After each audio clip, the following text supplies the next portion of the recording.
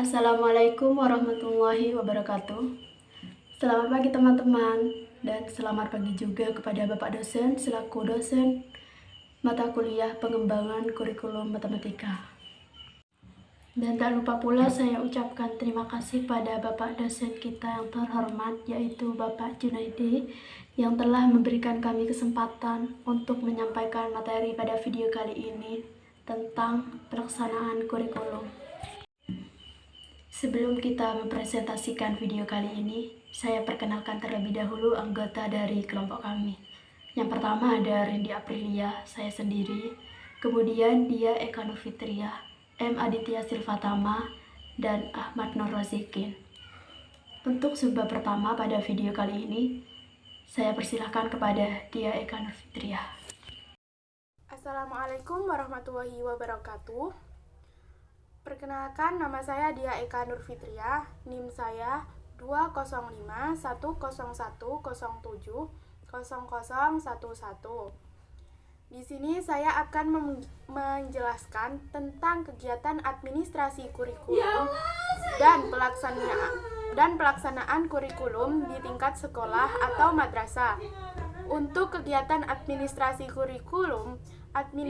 kurikulum merupakan seluruh proses kegiatan yang direncanakan dan diusahakan secara sengaja dan bersungguh-sungguh serta pembinaan secara kontinu terhadap situasi belajar mengajar secara efektif dan efisien demi membantu tercapainya pendidikan yang telah ditetapkan.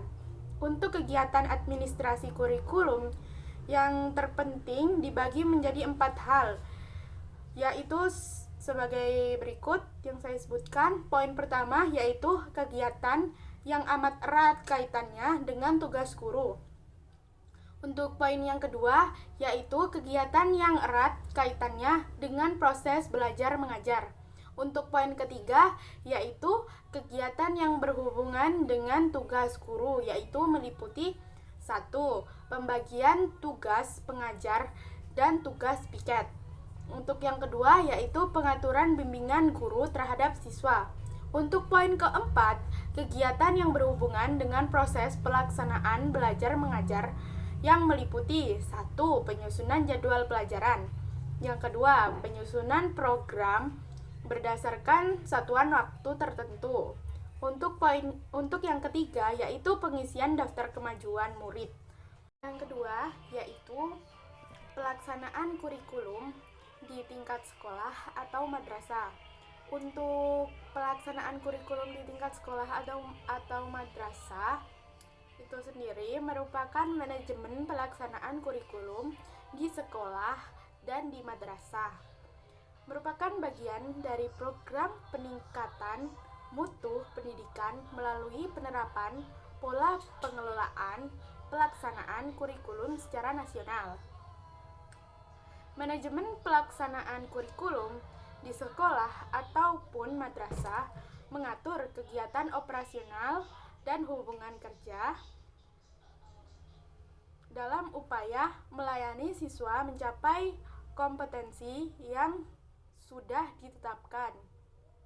Berdasarkan konsep manajemen, menjelaskan bahwa manajemen pelaksanaan kurikulum di sekolah atau madrasah meliputi antaranya 1. Perencanaan. Perencanaan dalam pelaksanaan kurikulum meliputi analisis materi, pelajaran, penyusunan kalender, penyusunan program tahunan dan semester, penyusunan suatu pelajaran. Untuk yang kedua yaitu pengorganisasian. Yang ketiga, pelaksanaan kegiatan belajar mengajar atau KBM. Untuk yang keempat yaitu evaluasi. Dan yang bisa saya sampaikan, terima kasih. Untuk poin C yaitu pelaksanaan kurikulum di tingkat kelas. Nah, pelaksanaan kurikulum di tingkat kelas ini yang paling berpengaruh, yang paling dominan dalam melakukan pelaksanaannya itu adalah seorang guru, karena guru itu yang langsung bersentuhan di dalam kelas itu sendiri. Nah, pembagian tugas guru itu harus diatur secara administratif Untuk apa? Untuk menjamin kelancaran pelaksanaan kurikulum di lingkungan kelas. Nah, pembagian tugas-tugas tersebut meliputi 3 jenis kegiatan, yaitu pembagian tugas mengajar, pembagian tugas pembinaan ekstrakurikuler, pembagian tugas bimbingan belajar, seperti itu. Nah, pembagian tugas tersebut harus yang paling diperhatikan yaitu memperhatikan skill dan kemampuan guru itu. Jadi jika skillnya dia ahli dalam bidang matematika, maka sudah selayaknya dia itu diberi tugas mengajar matematika. Jika dia ahli seni, maka diberikan tugas pembinaan ekstrakurikuler seni. Dan semisalnya dia ahli dalam bidang matematika, jangan diberi tugas untuk mengajar seni, nanti tidak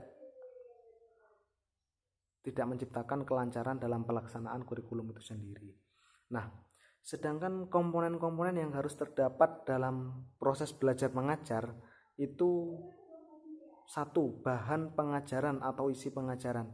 Ini perlu diperhatikan karena apa? Karena ini yang paling penting, karena bahan pengajaran dan isi pengajaran ini yang guru berikan kepada siswa. Yang kedua yaitu metode mengajar dan alat bantu pengajaran. Nah, metode mengajar dan alat bantu pengajaran ini digunakan untuk menyampaikan poin 1 tadi, bahan pengajaran atau isi pengajaran. Yang ketiga yaitu penilaian atau evaluasi. Nah, penilaian atau evaluasi ini digunakan untuk mengevaluasi hasil dari penyampaian bahan pengajaran menggunakan metode mengajar atau alat bantu pengajaran tadi. Seperti itu untuk poin C. Terima kasih. Program supervisi kurikulum. Supervisi merupakan istilah baru yang menunjuk pada suatu tetapi lebih manusiawi. Dalam kegiatan supervisi, pelaksananya bukan mencari kesalahan, akan tetapi lebih banyak mengandung unsur pembinaan agar pekerja yang diawasi diketahui kekurangannya.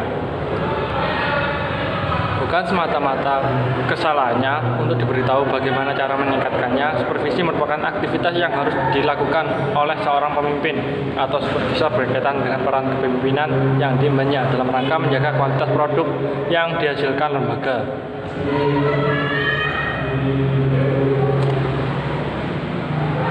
Program supervisi kurikulum disusun dan dilaksanakan sesuai dengan tujuan, fungsi, dan lingkup program. Pada umumnya, tujuan program supervisi kurikulum adalah untuk mengembangkan dan mencapai proses belajar pengajaran relevan efektif melalui peningkatan kemampuan guru. Sedangkan secara khusus adalah untuk menghasilkan berbagai program kurikuler, antara lain 1.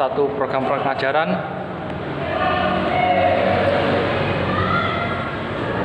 2. Pembinaan kemampuan profesional guru secara berencana, efektif, dan terus-menerus. 3. Program khusus yang berguna untuk membantu siswa mengalami kesulitan belajar. Kegiatan supervisor. Supervisor atau pengawas sekolah adalah pejabat fungsional yang berkedudukan sebagai pelaksana teknis untuk melakukan pengawasan pendidikan terhadap sejumlah sekolah tertentu yang ditunjuk atau ditetapkan dalam upaya meningkatkan kualitas proses dan hasil belajar atau bimbingan untuk mencapai tujuan pendidikan. Dengan demikian, dalam praktiknya, pengawasan para supervisor menjalankan fungsinya sebagai supervisor, yaitu secara garis besar ada 3, 1 perencanaan supervisi, 2 pelaksanaan supervisi, dan yang ketiga yaitu evaluasi. Terima kasih. Sehingga dapat disimpulkan bahwa administrasi kurikulum merupakan seluruh proses kegiatan yang direncanakan dan diusahakan secara sengaja dan bersungguh-sungguh, serta pembinaan secara kontinu terhadap situasi belajar mengajar secara efektif dan efisien, demi membantu tercapainya tujuan pendidikan yang ditetapkan. Manajemen pelaksanaan kurikulum di sekolah ataupun madrasah mengatur kegiatan operasional dan hubungan kerja personil dalam upaya melayani siswa mencapai kompetensi yang sudah ditetapkan. Kurikulum yang diajarkan yaitu kurikulum yang diajarkan guru dalam kelas yang seharusnya didasarkan pada kurikulum tertulis. Untuk mengembangkan kurikulum pada tingkat pembelajaran di kelas, maka guru perlu menyusun program pembelajaran, rencana pelaksanaan pembelajaran atau RPP, Berdasarkan RPP tersebut, guru diharapkan dapat mengelola proses pembelajaran secara efektif dan efisien.